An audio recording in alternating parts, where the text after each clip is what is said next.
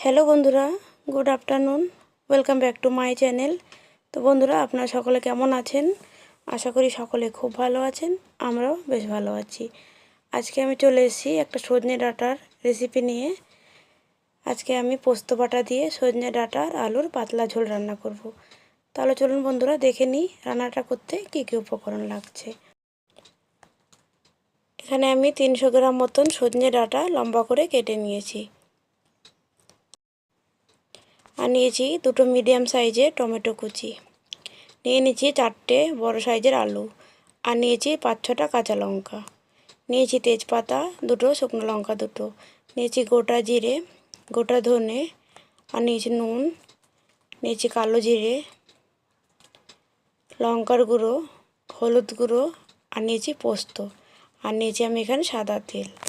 সবার প্রথমে আমি গ্যাসে একটা কড়াই বসিয়ে দিয়েছি। কড়াইটাকে ভালো করে গরম করে নেওয়ার পরে দিয়ে দিলাম পরিমাণ মতো সাদা তেল।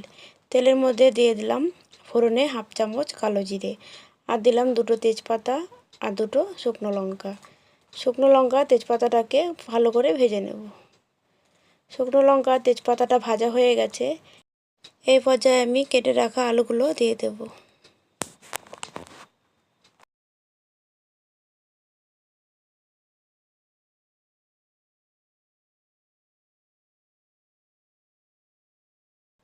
সবগুলো আলু দিয়ে দিলাম। আলুগুলোকে এবার নেড়ে চেড়ে লাল করে ভেজে নেব। আলুগুলো মোটামুটি ভাজা হয়ে এসেছে। এবার আমি সজনে ডাঁটাগুলো দিয়ে দেব। এবার সজনে ডাঁটা আর আলু দুটোকে একসাথে ভালো করে ভাজা করে নেব।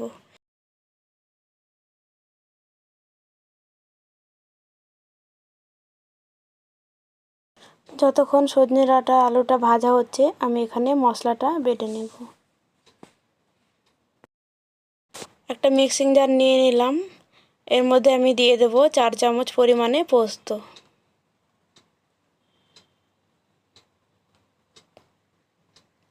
4 চামচ পোস্ত দিয়ে দিলাম।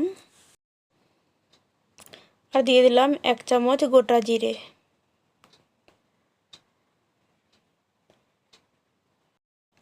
আর দিয়ে দিলাম 1 চামচ গোটা ধনে, আর দিলাম 5টা কাঁচা লঙ্কা। পরিমাণ মতো জল দিয়ে দেব। দিয়ে আমি এটাকে একটা মিহি পেস্ট তৈরি করে নেব।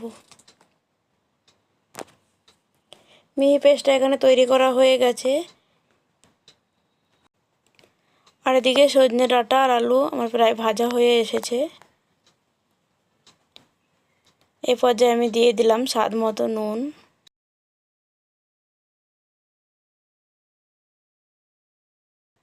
আর দিয়ে দিলাম 1/2 চামচ হলুদ গুঁড়ো,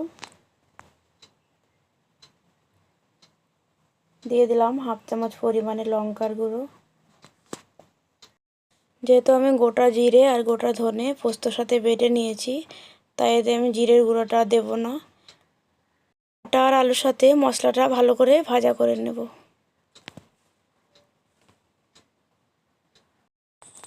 প্রায় 2 থেকে 3 মিনিট টাইম লাগিয়ে আমি ডাঁটা আলু আর মশলাটা ভাজা করে নিয়েছি।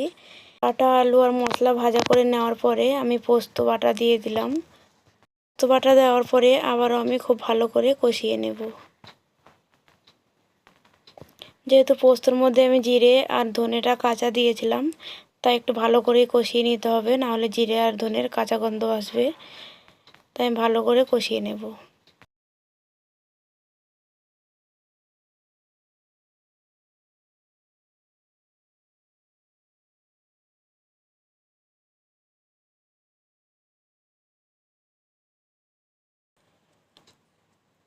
পোস্ত যে এক্সট্রা জলটা ছিল ওটা শুকিয়ে গেছে, মানে পোস্তটা ভালো করে কষানো হয়ে গেছে।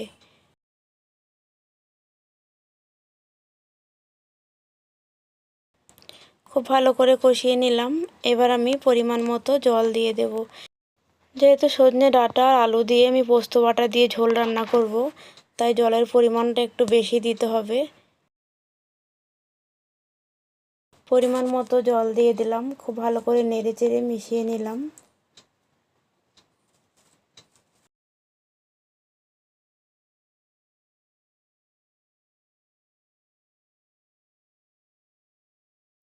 ঝোলটা ফুটে উঠেছে, আমি আরেকবার নেড়ে মিশিয়ে দিলাম।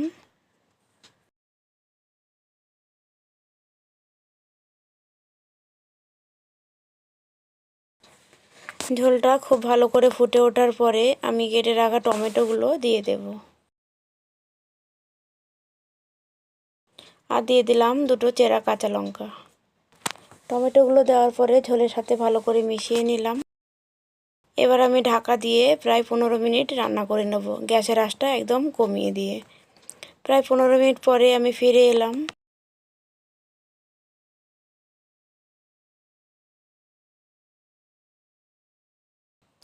আলু সেদ্ধ হয়ে গেছে, টমেটো সেদ্ধ হয়ে গেছে। এবার আমি ওপর থেকে বড় চামচের 1 চামচ সর্ষের তেল দিয়ে দেব। সর্ষের তেলটা দেওয়ার পরে আবারও আমি নেড়ে চেড়ে ভালো করে মিশিয়ে নেব। যেহেতু আমি কাঁচা সর্ষের তেল ওপর থেকে দিলাম, তাই খুব ভালো করে ফুটিয়ে নেব।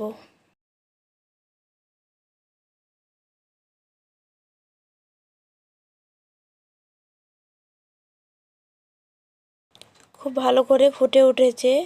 পোস্ত বাটা দিয়ে সজনে ডাঁটা আর আলুর ঝোল রান্না আমার রেডি হয়ে গেছে। এবার আমি নামিয়ে নেব। তো বন্ধুরা, আজকে আমার এই নিরামিষ পোস্ত বাটা দিয়ে সজনে ডাঁটা আর আলুর পাতলা ঝোল রেসিপিটি কেমন লাগলো আপনারা অবশ্যই কমেন্টে জানাবেন। আর যদি এভাবে খেয়ে না থাকেন তাহলে নিরামিষ দিনে একবার অবশ্যই ট্রাই করবেন। আশা করি আপনাদেরও ভালো লাগবে। তাহলে বন্ধুরা, আজকের জন্য এইটুকুই। দেখা হচ্ছে নেক্সট ভিডিওয়ে অন্য একটা কোনো রেসিপির সাথে। ততক্ষণ আপনারা সকলে খুব ভালো থাকবেন, সুস্থ থাকবেন। আর এতক্ষণ অবধি আমার ভিডিওটা দেখার জন্য আপনাদেরকে অনেক অনেক ধন্যবাদ।